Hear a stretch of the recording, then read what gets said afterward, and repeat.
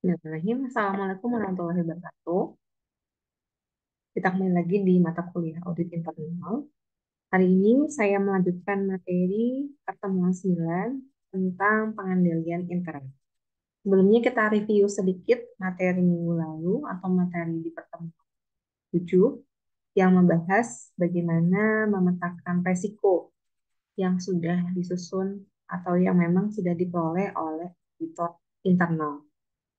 Nah, di pertemuan yang lalu itu dibahas bagaimana sebuah kejadian itu apakah akan berdampak mayor, berdampak minor, kemudian bagaimana pemetaannya, dilihat dari risiko dan dampaknya, kemudian dibuatkan warna gitu ya, yang hijau di level aman, kemudian yang kuning perlu diwaspadai, dan di level merah tentunya berarti harus dilakukan proses audit internal.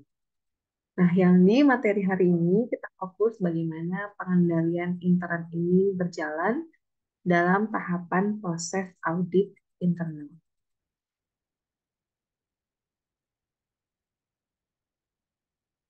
Oke, ini adalah materinya di pertemuan 9 secara atau biasa digunakan istilah pengendalian intern atau internal control ini umumnya bisa ditemukan di mata kuliah audit dan juga sistem informasi akuntansi. Nah, di sini disebutkan pengendalian intern itu adalah suatu proses yang mengimplementasikan manajemen yang desain untuk mendapatkan penjaminan yang layak atas informasi keuangan dan proses perusahaan. Dalam arti bahwa informasi keuangan dan proses bisnis perusahaan itu data atau informasi yang diterima itu adalah bisa dijamin bahwa itu memang benar dan dapat divalidasi. Nah, di sini disebutkan pengendalian internal yang efektif atas proses bisnis tercapai ini jika apa? Jika misi yang telah ditetapkan tercapai dengan cara etis. Sempat juga beberapa pertemuan yang lalu membahas bagaimana itu visi dan misi. Misi berarti harus bagaimana cara untuk mencapai visi tersebut. Nah, catatannya adalah bahwa pencapaian misi harus secara etis atau sesuai norma atau tidak melanggar hukum. Yang kedua, pengendalian internal ini dicapai akan menghasilkan data yang akurat dan handal. Jika pengendalian internnya baik, kemungkinan salah saji atau kesalahan pencatatan akan lebih rendah, sehingga data yang diperoleh oleh auditor internal pun akan lebih akurat dan juga handal. Yang ketiga, memenuhi undang-undang dan kebijakan perusahaan yang berlaku. Tadi ya, tidak hanya dilihat dari sisi etisnya, tapi juga kebijakan yang berlaku di wilayahnya masing-masing. Kemudian, dia akan menyediakan penggunaan aset yang lebih ekonomisasi dan efisien, di mana penggunaan aset akan lebih tepat guna, atau mungkin lebih hemat, dan juga lebih efisien. Nah, karena sudah penggunaan aset yang lebih ekonomis dan efisien, tentunya akan ada keamanan aset yang lebih baik dibandingkan dengan penggunaan yang tidak diukur. Nah, untuk mempelajari mengenai pengendalian intern, kalian mungkin sudah belajar beberapa kerangka atau framework yang sudah mungkin diketahui ketika mata kuliah Sistem Informasi Akuntansi, di mana ada yang namanya COSO atau Internal Control Integrated Framework. Ada juga yang namanya Governance Framework atau kalian sebut juga sebagai kerangka tata kelola yang sebelumnya sudah pernah saya bahas, bentuknya seperti payung, di mana semuanya itu saling board of director ini akan melindungi peran dari sisi kiri dan kanan yang di bawah payung tersebut ada begitu ya. Kemudian ada juga Enterprise Risk Management Framework atau kerangka IRM. Nah, kerangka IRM ini sebenarnya tidak jauh berbeda dengan kerangka COSO. Tapi kerangka COSO ini fokus pada risk management atau pengelolaan resiko. Nah, jenis-jenis pengendalian internal lagi adalah uh, untuk mencegah atau risk mitigation. Jadi sini ada globally recognized risk mitigation framework. Jadi adalah kerangka untuk memitigasi resiko atau mencegah risiko yang muncul. Ada beberapa bentuk. Nah, tentunya masing-masing punya tujuan yang berbeda.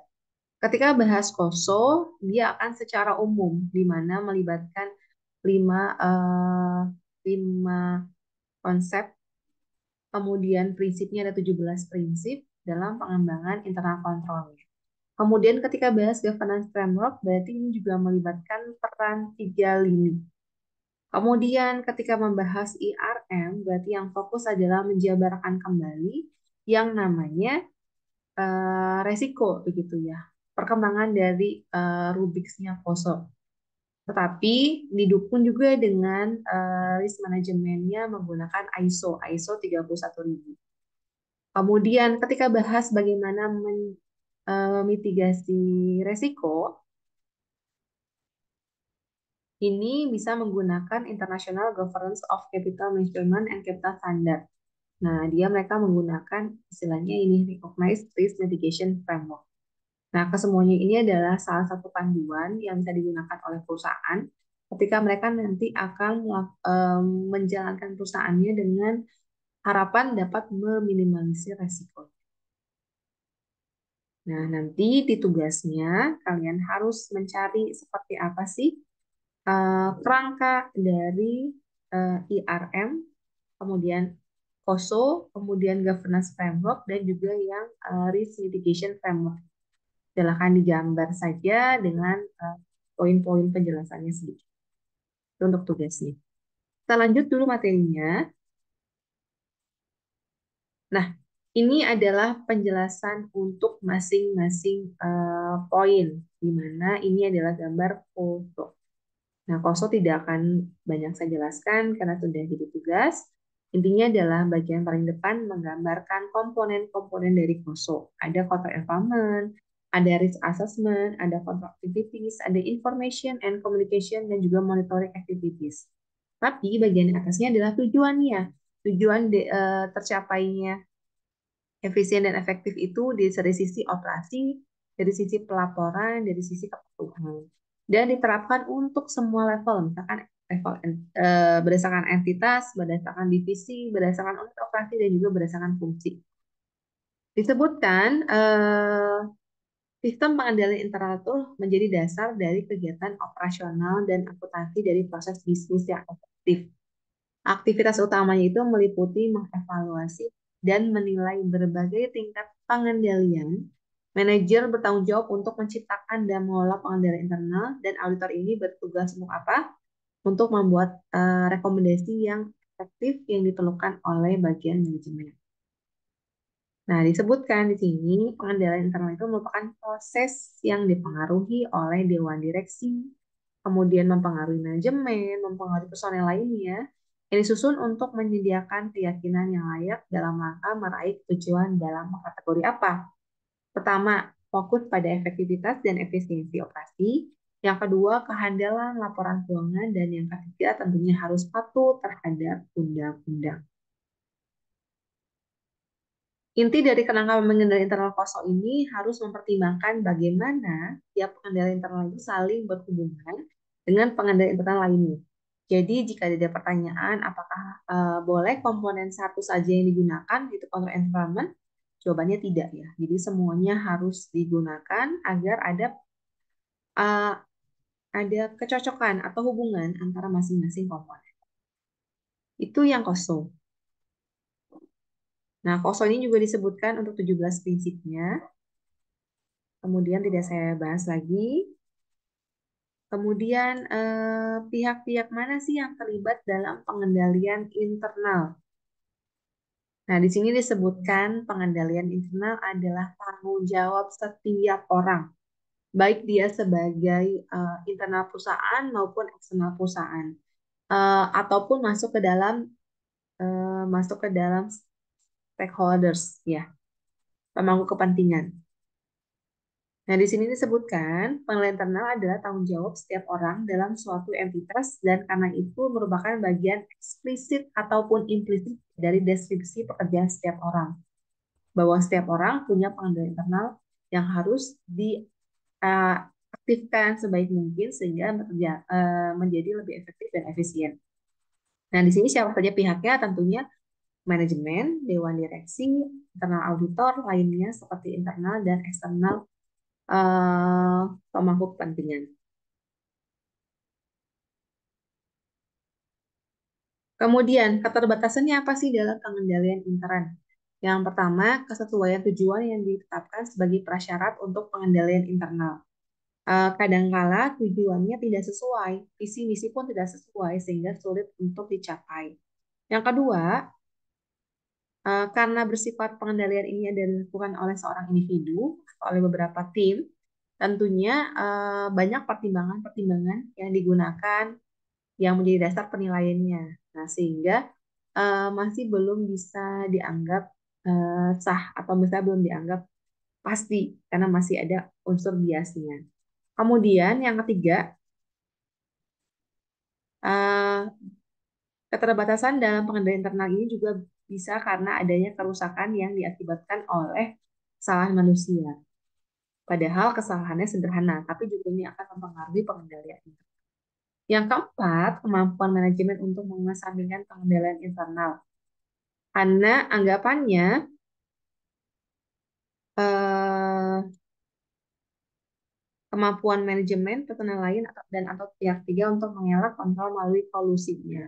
Nah, karena tadi berhubungan sama melibatkan beberapa pihak, maka yang rentan bukan korupsi, tapi kolusinya. Karena bisa jadi bekerja sama sehingga tidak terlihat ada kelemahan dalam pengendalian internal.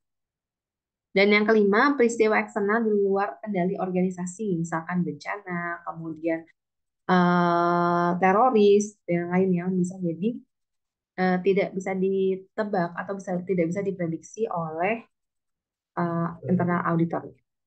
Baik, lanjut ya. Nah, di sini ada beberapa konsekuensi yang bisa diterima atas terjadinya resiko. Yang pertama adalah consequence of accepting excessive risk. Sedangkan yang sebelah kanan adalah consequence of implementing excessive internal control. Jadi yang pertama konsekuensinya ketika menerapkan resiko, kemudian kalau yang kedua adalah konsekuensi jika dia menerapkan internal control yang baik. Nah, yang sebelah kiri tentunya akan lebih merugi. Karena apa? Karena kerugian atau karena kesalahan, kerugiannya pun akan cukup besar mempengaruhi aset.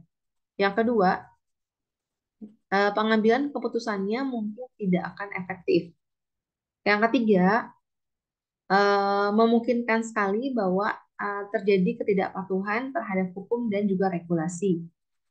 Kemudian juga paling memungkinkan terjadi kecurangan, fraud ya, atau kecurangan. Sedangkan konsekuensi dari tidak implementasi internal audit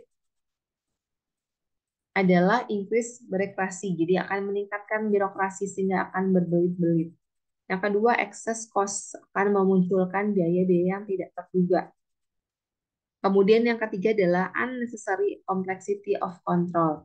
Jadi banyak pengendalian yang kompleks tapi ternyata tidak penting, tidak baik begitu. Nah, yang keempat adalah increase cycle time atau akan memakan banyak waktu dalam kegiatan produksinya. Kemudian banyak aktivitas yang tidak memberikan nilai tambah. Jadi sisi lain, yang satu adalah konsekuensi jika menggunakan atau menerapkan risiko. Sedangkan kalau yang sebelah kanan adalah konsekuensi jika tidak menerapkan internal control. Ya, hampir sama begitu ya. Kemudian kita lanjut. Ini adalah tipe-tipe pengendalian yang biasa digunakan di perusahaan. Di sini disebutkan penting untuk dicatat bahwa konik khusus kontrol dapat dirujuk oleh organisasi yang berbeda. Jadi bisa jadi dengan model-model pengendalian yang ada ini bisa diterapkan di tempat lain, tentunya perlu penyesuaian. Nah, yang pertama disebutkan di sini adalah entity level control, berarti entitas yang ada di level pengendalian, ya. Nah, di sini disebutkan ada pengendalian yang berhubungan dengan lingkungan, pengendalian lingkungan, ada juga yang berhubungan dengan manajemen, ada juga berhubungan dengan resiko, ada juga berhubungan dengan proses, kemudian kita sebutnya POAC, kemudian juga ada control to monitor other controls, jadi ada pengendalian untuk memonitor kontrol yang lain dan lain-lain. Karena di levelnya entitas. Tapi ada juga di level proses, di mana level proses ini pengendaliannya yang pertama adalah physical verification of asset. Jadi dia bisa menghitung secara fisik aset yang ada. Kemudian yang kedua, proses employee supervision and performance evaluation. Karena memang levelnya tadi di menengah, di atasnya adalah manager, maka karyawan-karyawan ini dapat mudah dapat mudah eh, menilai kinerjanya oleh manajer atasnya. Kemudian kalau misalkan ternyata di bagian atas, transaction level control tentunya di level bawah ya, transaction level control berarti harus ada tanda tangan, kemudian ada dokumentasi, ada pembagian tugas atau segregation of duties, ada juga IT application control atau yang berhubungan dengan IT input processing dan output. Jadi yang pertama saya ulang, entity level control itu bagian top management, kemudian proses bagian middle management, kemudian transaction level control itu adalah pada lower manajemen. Di sini juga disebutkan bahwa pengendalian itu macam-macam.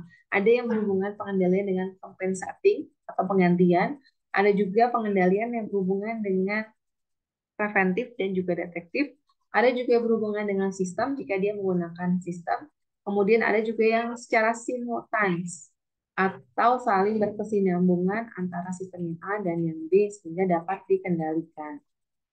Lanjut. Itu penjelasan terkait dengan pengendalian internal. Tentunya kalian sudah mungkin memahami materi-materi tentang pengendali internal dengan format yang serupanya berbentuk poso. Tapi tugasnya tadi adalah dilengkapi juga format-formatan lain sehingga bisa diketahui perbedaannya. Demikian yang dapat saya sampaikan. Nanti mungkin ada diskusi, silakan tanya jawab saja. Atau ada yang mau tanyakan, silakan ajukan saja. Saya cukupkan pertemuan hari ini. Terima kasih banyak. Wassalamualaikum warahmatullahi wabarakatuh.